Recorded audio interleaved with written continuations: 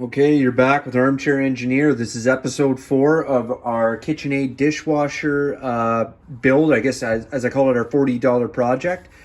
So one thing I'm going to show you guys here is we got the circulation pump in, and one nice thing about it is that instead of this band here that's on the factory one, there's a band, this style band here, and this style band was here as well, and you need this special pinch tool to tighten it up, which I don't actually even have.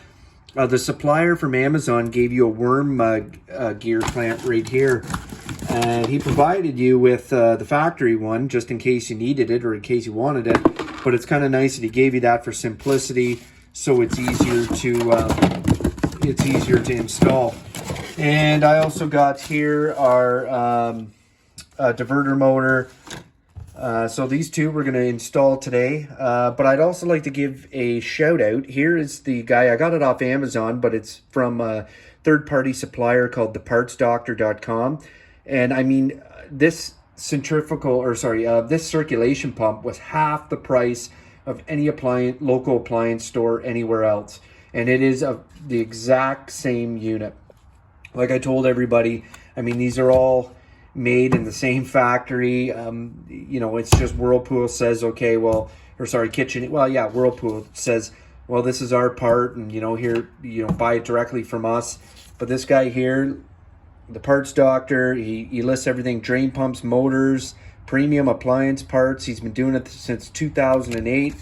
And then on the back here, he's got, popular parts for various brands. So I'm going to be keeping this card because I'll probably be buying directly from this fella right here. So let's get this going. So one little surprise I've already found out is I already tested, if you remember on the olden diverter motor, I wasn't getting any continuity. And when I tested it out with power, which I'm going to show you right here, this is the new diverter motor. I tested the old one out, and I'm not gonna lie to you, I don't have much experience with diverter motors, but I thought it was going very slow and I wasn't getting any continuity.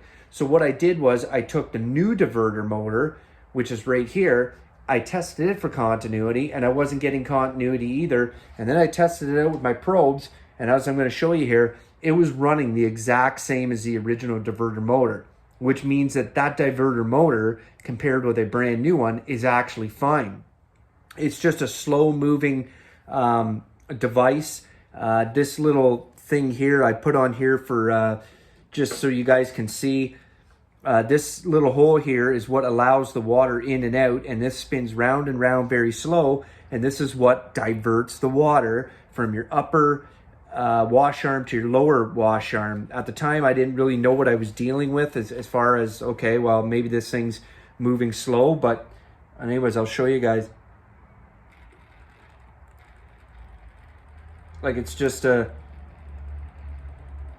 this is a brand new one here, and it's doing the exact same thing that the old one did.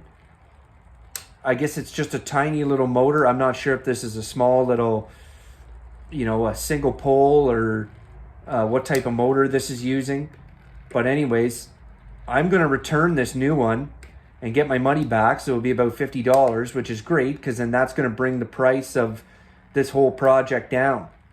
So I just wanted to show you guys that, because like I said, we're always learning. Our motor here. Here's the little diffuser plate, I guess, that comes with it. I'm not going to use this because I know the diffuser plate that is located here, you have to access it from the other side. You have to open the door and go in through there, but I know it's good. It's just a little piece of plastic, but I thought I'd show you guys how this works. So your diverter motor here, it's got a keyway, and basically you've got this hole here, and all it does is rotate this shaft, and the water comes through this hole, and it just does what it exactly says. It diverts it. It diverts the water between the upper spray arm and the lower spray arm. So what they want you to do is they want you to put a little bit of silicone grease on the shaft when you're installing it. So I'm going to do that. Just put a little bit here. That'll help it slide in. It'll help it seal.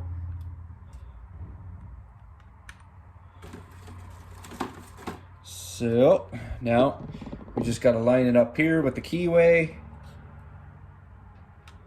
I just want to look, yeah, my keyway's on about right there, 12 o'clock.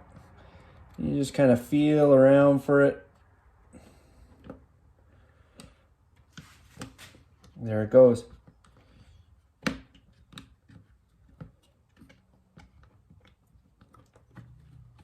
There we go. It's bottomed out. I got my Torx. I'm using a T15 Turks.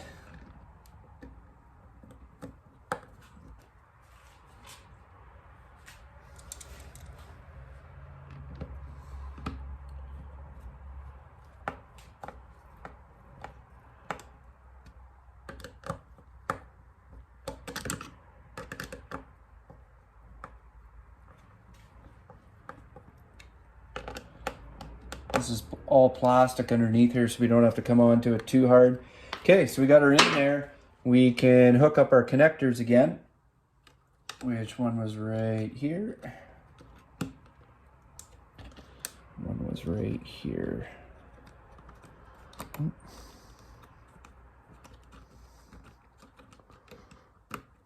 That one. Just want to make sure these go in.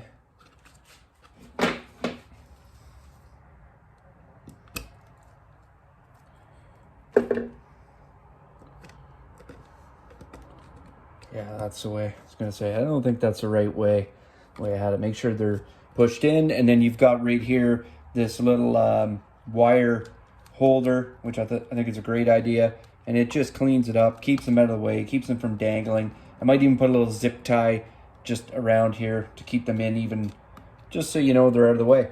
Okay, so our diverter motor is in. Now we're gonna do our circulation pump.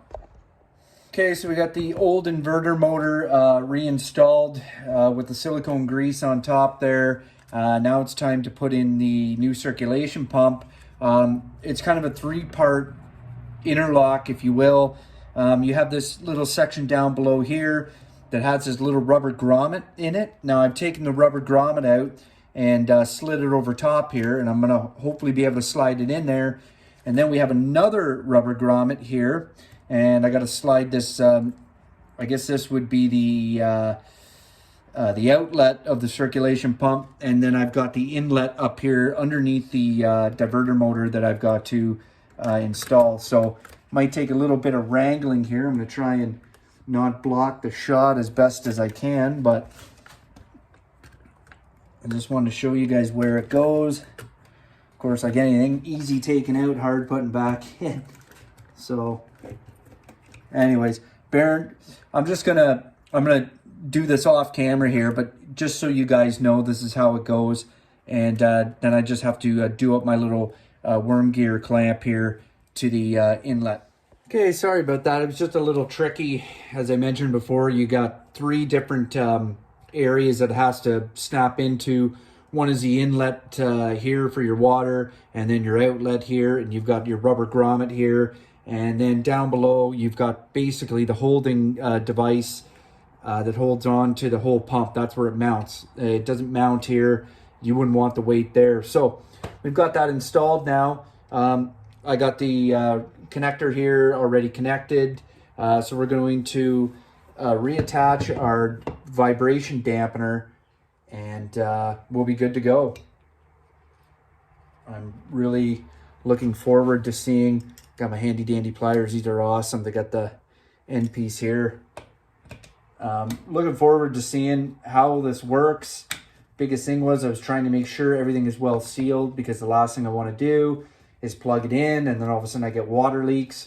And that's why I'm going to do, in the next episode, we're going to do a dry land test, just like we did before when we first got the unit.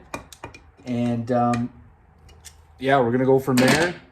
And if it works, if it passes the dry land test, no leaks, then I can install it in the house. And we have ourselves a functioning KitchenAid dishwasher. And thank you guys for watching. If you like what you see, like, comment, and subscribe. This is Armchair Engineer out. See you guys.